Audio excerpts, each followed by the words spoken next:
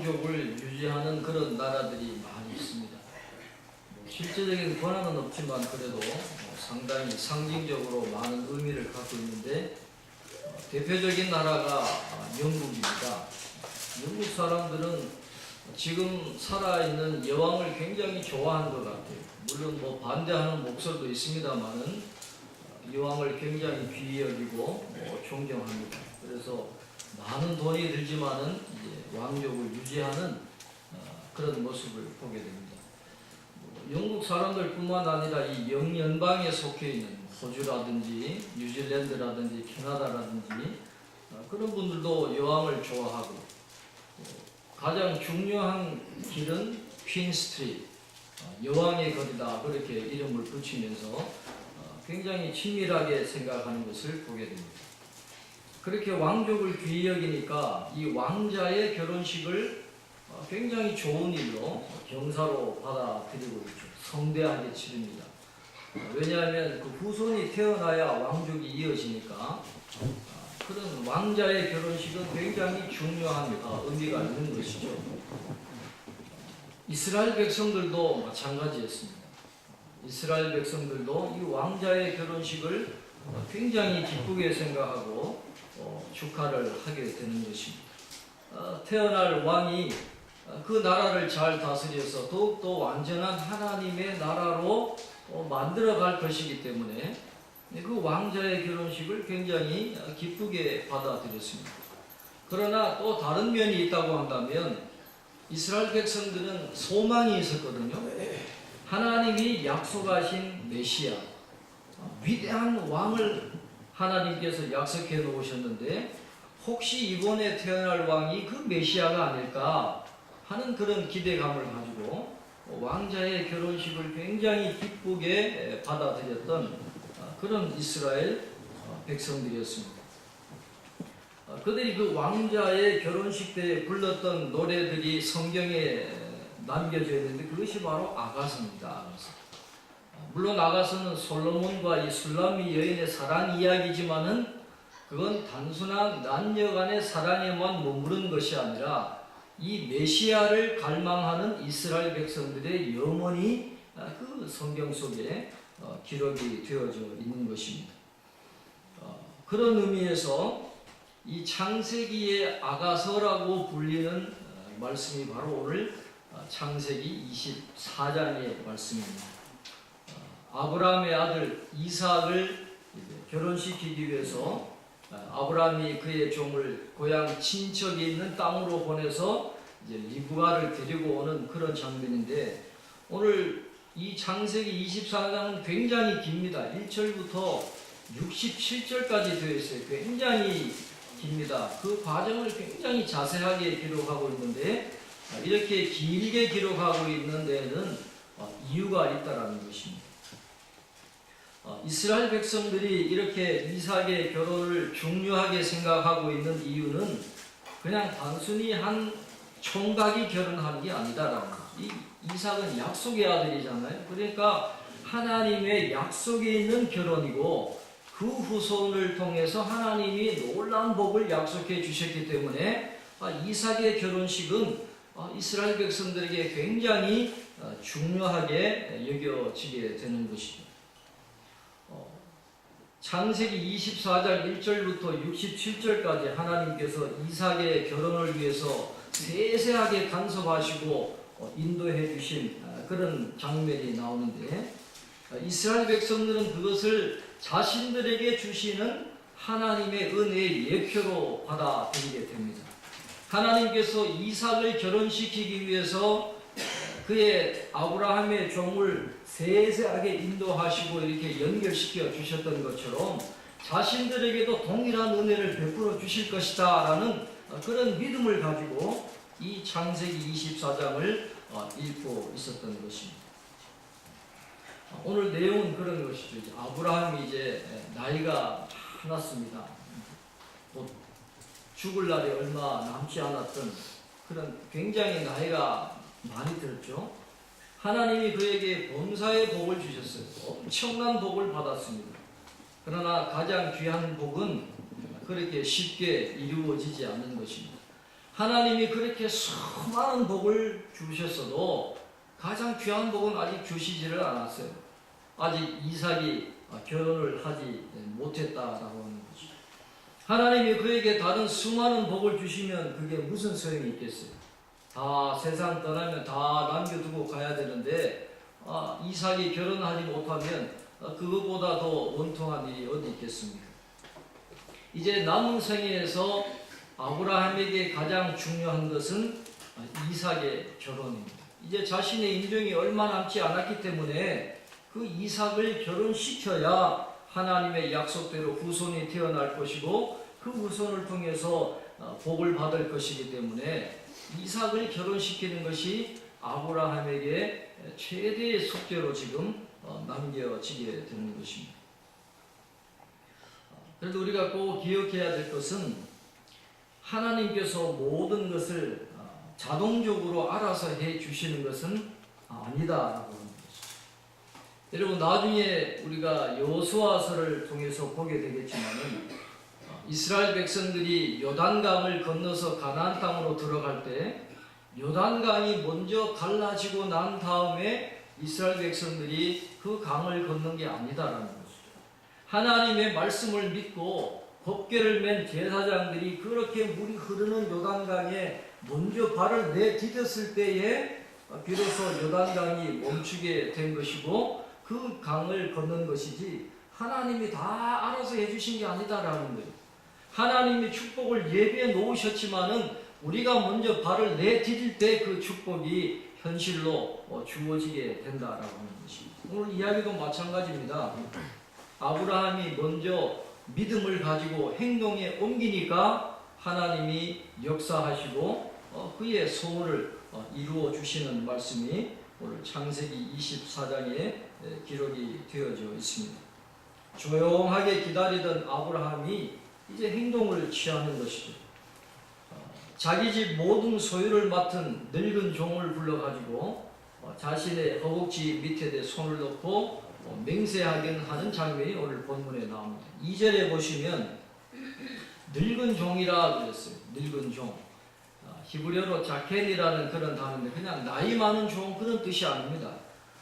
이 자켄이라는 말은 장로로 번역되는 단어예요. 장로로 번역되는 단어고 룻기에서 보면 이 존경을 나타내는 칭호로 사용이 되는 그런 단어입니다. 그러니까 이 종을 많은 분들이 추측하기를 다메섹 사람 엘리에셀이 아니었겠느냐 그렇게 추측을 하죠. 이삭이 태어나기 전에 아브라함이 그의 모든 재산을 다 물려주려고 생각했던 사람이 바로 이 다메섹 사람 엘리에셀이거든요. 그러니까 단순히 늙은 종이 아니에요. 아브라함의 그 집안에서 굉장히 존경받는 아주 유능하고 아브라함의 가장 큰 신임을 받는 사람이 이 다메섹 사람 엘리에셀이었는데 그 가장 믿는 사람에게 이삭의 며느리감을 구해오는 책임을 이제 아브라함이 맡기는 장면이 오늘 본문에 나와 있습니다. 물론 이삭이 결혼하는 건 하나님의 일입니다. 하나님의 계획이 이루어지기 위해서는 이삭이 결혼을 해야 되는데 물론 하나님의 일이고 하나님이 알아서 하실 것이지만은 아브라함이 그동안 깨달은 게 있거든요. 물론 하나님의 뜻이 이루어지지만은 인간의 고집과 불순종으로 인해서 쓸데없이 많은 시간을 허비할 때가 있었는데 바로 자신이 그랬거든요. 하나님의 뜻을 기다리지 않고 하갈과 결혼하고 이렇게 해서 집안에 어려움도 있고 하나님의 축복이 이루어질 때까지 수많은 시간을 낭비를 해야 됐던 그런 경험이 있기 때문에 더 이상 자신의 아들 이삭은 그런 실수를 반복하지 않고 하나님이 원하시는 결혼을 할 수 있도록 하기 위해서 지금 아브라함이 어떤 일을 해야 되겠다라고 지금 생각을 하고 있는 것입니다. 아마 이 늙은 종이 지금까지 수많은 일들을 했을 거예요. 아브라함이 명령한 것을 수많은 일을 맡아가지고 수행을 했을 것이지만은 이번처럼 아마 어려운 적은 없었지 않겠느냐 하는 그런 생각을 해보게 됩니다. 결혼 중매를 해보면 참 결혼 중매처럼 어려운 게 없다 그런 생각을 합니다. 이게 굉장히 어려운 겁니다. 여러분 교인들이 서로 결혼한다고 중매를 할 때 겉으로는 다 뭐라고 이야기할까요? 우린 다른 거 안 봅니다. 믿음만 좋으면 됩니다. 다 말은 그렇게 해요. 그런데 이게 구체적으로 뭐 날짜 주고받고 이렇게 되면 온갖 요구사항이 다 나오는 거예요. 처음엔 믿음만 좋다 그래놓고 이것도 해와라 저것도 해와라. 이게 속마음이 그게 아니더라고요 보니까. 그래서 이 결혼시킨다 중매한다라는 건 여러분 굉장히 어려운 거예요. 그래서 이 다메섹 사람 엘리에셀이 지금 굉장히 중요한 지금 임무를 맡고 있다는 것이죠. 더구나 이 주인이 아브라함이 원하는 색식감은 그냥 주변에서 쉽게 얻을 수 있는 가나안 땅의 여인이 아니라는 말이죠.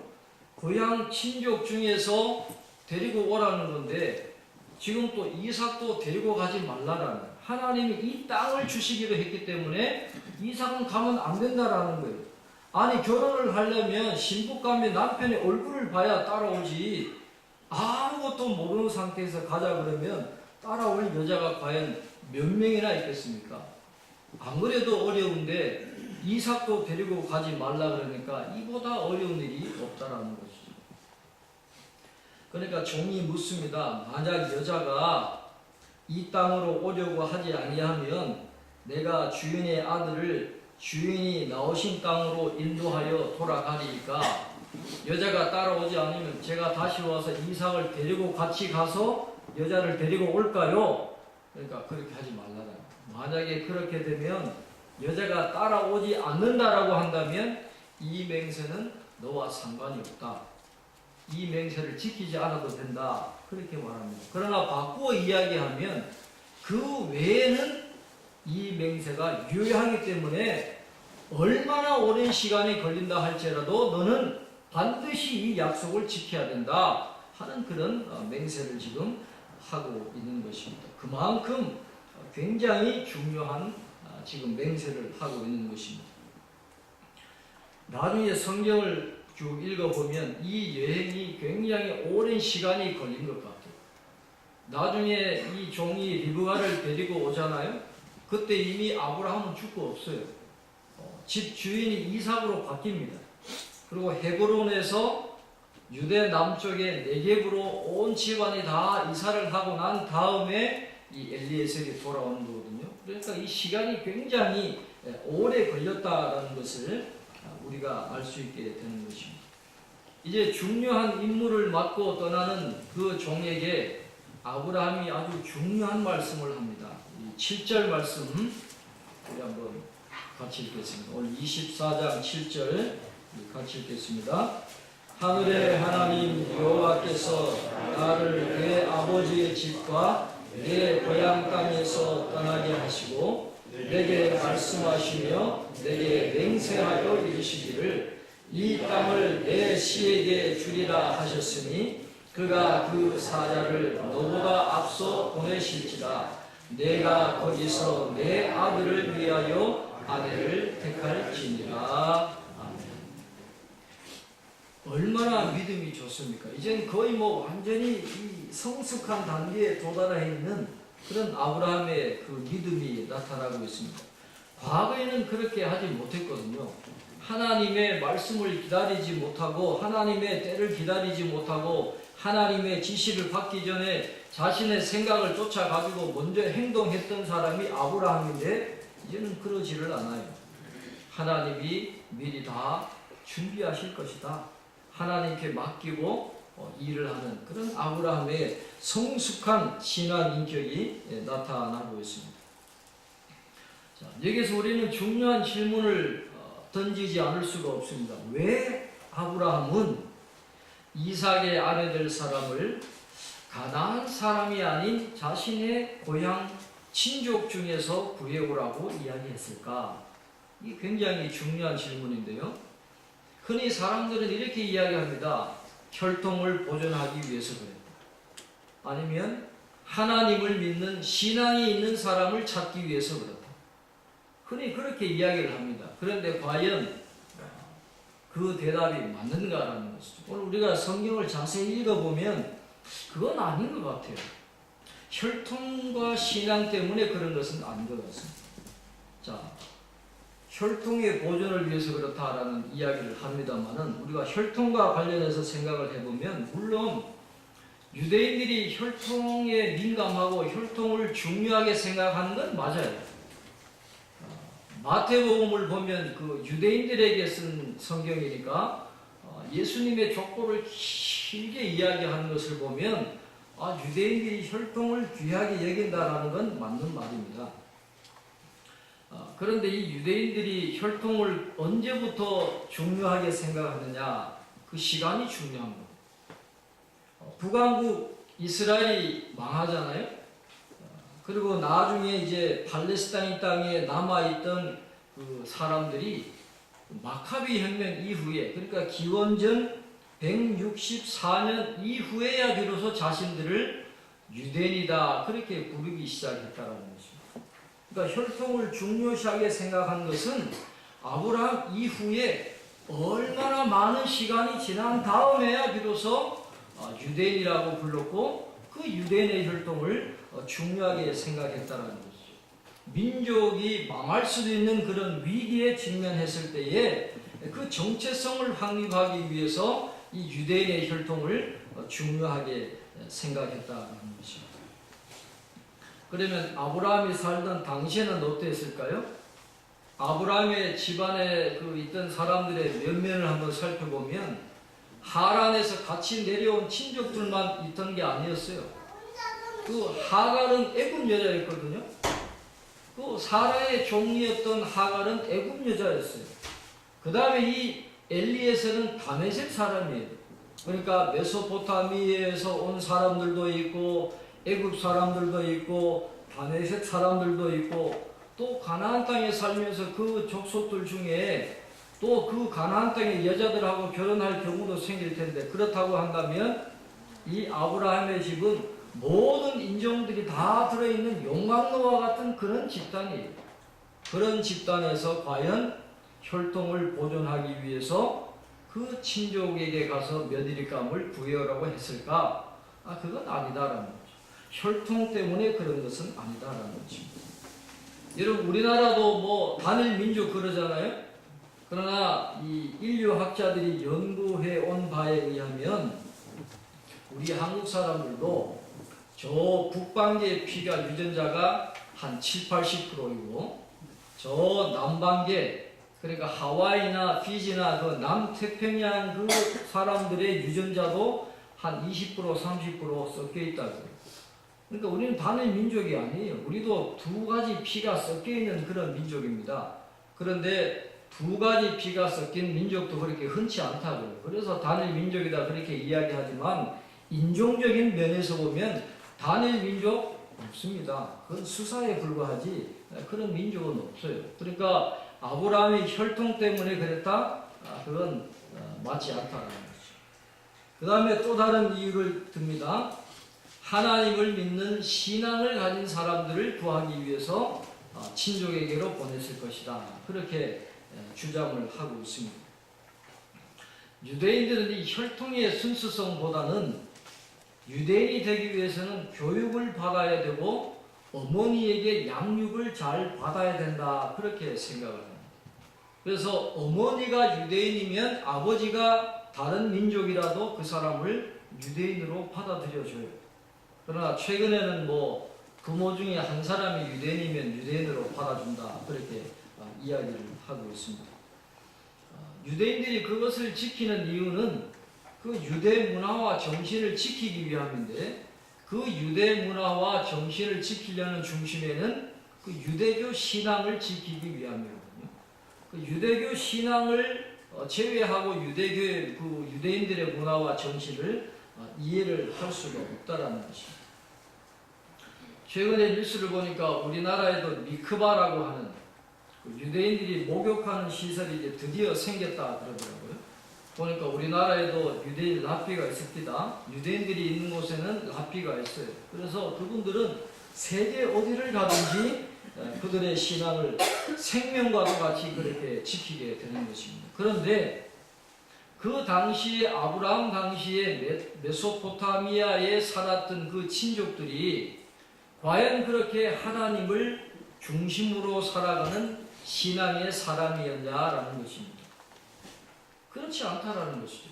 여러분 잘 아시는 대로 아브라함이 하란 땅에 있을 때에 그 집안이 섬겼던 신이 누구예요? 달신이잖아요. 달신.